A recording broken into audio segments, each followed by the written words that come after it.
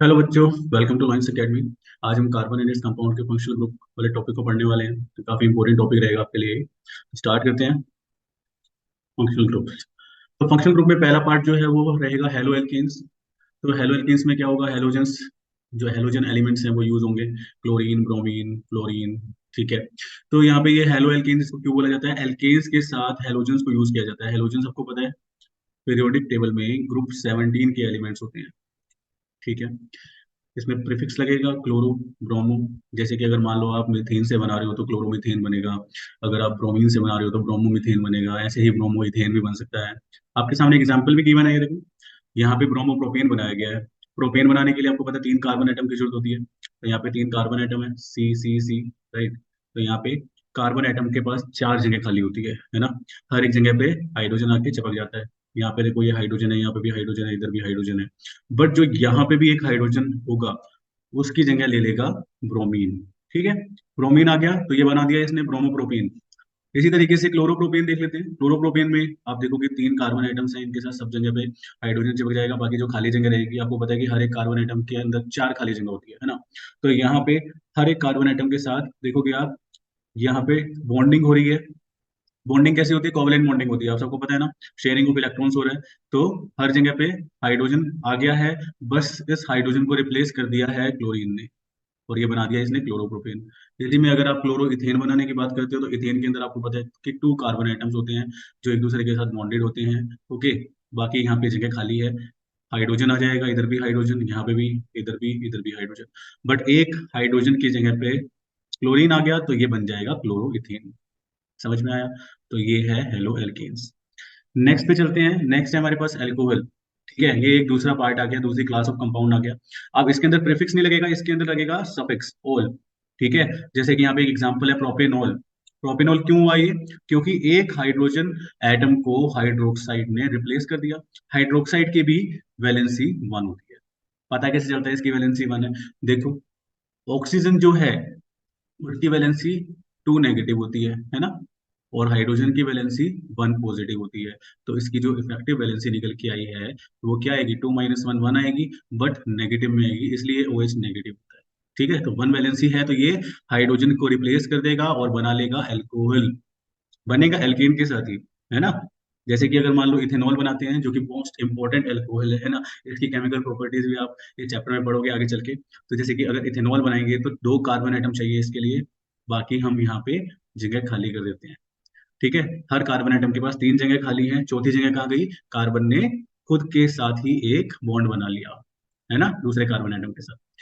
हर जगह पे हाइड्रोजन आ जाएगा, यहाँ पे भी हाइड्रोजन आ गया है। बस एक हाइड्रोजन के प्लेस पे ओ एच आ गया, मीन्स हाइड्रोक्साइड आ गया, तो ये बन गया है इथेनॉल। समझ में आया? ऐसे ही आप मेथेनॉल भी बना सकते हो, सिंगल कार्बन आइटम होता है मिथेनॉल में। ठीक है। मीथेन बनाने के लिए सिंगल कार्बन आइटम की जरूरत होती है, हर जगह पे एच आएगा। बस एक एच को रिप्लेस कर देगा एक हाइड्रोक्साइड, जिससे बन गया है मिथेनॉल। ठीक है। तो ये है मिथेनॉल। समझ में आया? ये था एल्कोहल। नेक्स्ट आते हैं एल्डिहाइड में। नेक्स्ट क्लास ऑफ कंपाउंड है, फंक्शनल ग्रुप में ही आता है ये। इसके अंदर भी सफिक्स लगता है अल, ए एल, अल। मिथेन के साथ बनाओगे तो बन जाएगा मिथेनल। इथेन के साथ बनाओगे तो बन जाएगा इथेनल। प्रोपेन के साथ बनाओगे तो प्रोपेनल। ब्यूटेन के साथ ब्यूटेनल, है ना। तो किसी भी एल्केन के साथ बना सकते हो इसको। तो यहाँ पे हमारे पास एक एग्जांपल है, क्या? 3 कार्बन आइटम है, इट मीन्स प्रोपेन के साथ बना रहे हैं।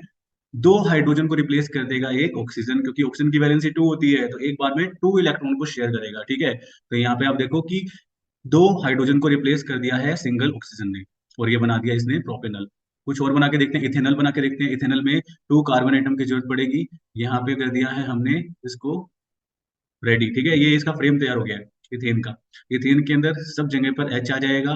ठीक है। यहाँ पे एच आ जाएगा, बट इन 2 जगह पर जहां पर एच आना था, इसको रिप्लेस कर देगा सिंगल कार्बन आइटम। ठीक है। इसको रिप्लेस कर देगा सिंगल ऑक्सीजन आइटम। ऑक्सीजन की वैलेंसी 2 होती है, तो इसने 2 हाइड्रोजन की जगह खुद ही ले ली और बना दिया है एल्डिहाइड। ठीक है। तो ये है एल्डिहाइड। ऐसे ही आप मिथेनल भी बना सकते हो। मिथेनल में क्या रहेगा? 2 हाइड्रोजन रहेंगे और 2 हाइड्रोजन को रिप्लेस कर देगा सिंगल ऑक्सीजन, कुछ इस तरीके से। ठीक है। तो ऐसे आप बना सकते हो मिथेनल। तो ये है मिथेनल। ठीक है। नेक्स्ट पे आते हैं। नेक्स्ट है कीटोन। कीटोन में भी सफिक्स यूज करेंगे हम। ठीक है। ऑन लगेगा। ONE, वैसे तो वन होता है, ठीक है, बट यहाँ पे ऑन होगा, जैसे प्रोपेनॉन, ठीक है, ब्यूटेनॉन। इसमें क्या मिथेनॉन और इथेनॉन बन सकता है? नहीं बन सकता, क्योंकि एक कंडीशन है कि एक्सट्रीम कार्बन के साथ ऑक्सीजन की डबल बॉन्डिंग नहीं होनी चाहिए, मिडल के साथ होनी चाहिए, बीच का कोई भी होगा। एक्सट्रीम के साथ आ जाएगा तो क्या बन जाएगा, अभी देखा था हमने, ये बन जाएगा एल्डिहाइड, क्योंकि एक्सट्रीम कार्बन एटम के साथ ऑक्सीजन की डबल बॉन्डिंग है, तो ये एल्डिहाइड बन जाएगा। अगर यहाँ पे भी एक्सट्रीम के साथ बना दोगे तो वो कीटोन नहीं बनेगा, वो एल्डिहाइड बनेगा। कीटोन बनाने के लिए एक्सट्रीम कार्बन एटम के साथ ऑक्सीजन की डबल बॉन्डिंग नहीं होगी, बीच वाले किसी के साथ भी हो सकती है, जैसे कि ये प्रोपेनॉन है, प्रोपेनॉन में मिडिल वाले कार्बन के साथ ऑक्सीजन की डबल बॉन्डिंग हो गई है, ठीक है। तो अब बात करते हैं मीथेन। मिथेनॉन और इथेनॉन नहीं बन पाएंगे, क्यों नहीं बन पाएंगे? क्योंकि मीथेन में होता है सिंगल कार्बन एटम, तो ये एक्सट्रीम हो गया। इथेन में भी दो कार्बन एटम होते हैं, दोनों ही एक्सट्रीम है, इसलिए प्रोपेन से स्टार्ट होगा, तो propanone is the first member of this ketone functional group, है ना।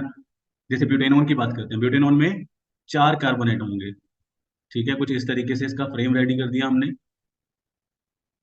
ठीक है। अब आपकी मर्जी है, इस कार्बन एटम के साथ बना लो ऑक्सीजन का डबल बॉन्ड, या फिर इसके साथ नहीं बनाना है तो इसके साथ बना लो ऑक्सीजन का डबल बॉन्ड, बाकी जगह पर हाइड्रोजन आ जाएगा, ठीक है, यहाँ पे भी हाइड्रोजन, इधर भी, सब जगह पर बाकी खाली जगह हाइड्रोजन चिपक जाएगा इससे आगे।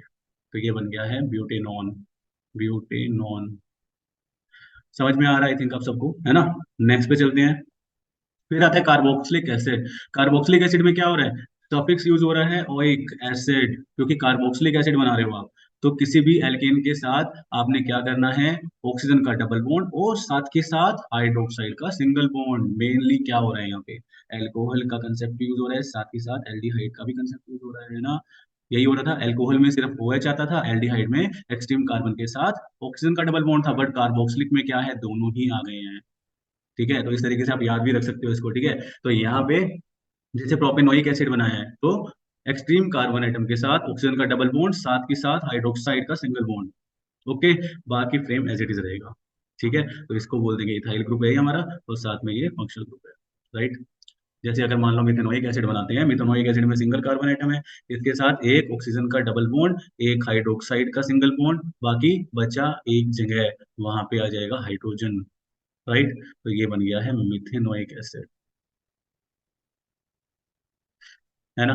देखो, बातों बातों में कर दिए हैं हमने फंक्शनल ग्रुप का दी एंड। तो बस यही था फंक्शनल ग्रुप। इसको आप इस टेबल के हिसाब से भी देख सकते हो, आपकी एनसीईआरटी का टेबल है, इसको बस याद कर लेना। एल्कोहल में OH लगता है, एल्डिहाइड में डबल बॉन्ड में O आ जाएगा, ऑक्सीजन आ जाएगा, मींस कीटोन में किसी भी बीच वाले कार्बन के साथ ऑक्सीजन डबल बॉन्ड बना लेगा, और कार्बोक्सिलिक एसिड में किसी भी एक्सट्रीम कार्बन एटम के साथ ऑक्सीजन का डबल बॉन्ड, साथ के साथ हाइड्रोक्साइड का सिंगल बॉन्ड, मतलब एल्कोहल और एल्डिहाइड को कर दिया है कंबाइन कार्बोक्सिलिक एसिड में, ठीक है। तो यहाँ पे फंक्शनल ग्रुप का दी एंड। आई होप आप सबको समझ में आया है, ठीक है, ऐसी वीडियो आती रहेंगी, ओके, तो आप देखते रहिए, अपनी तैयारी करते रहिए। So thank you for watching, have a great day, bye bye.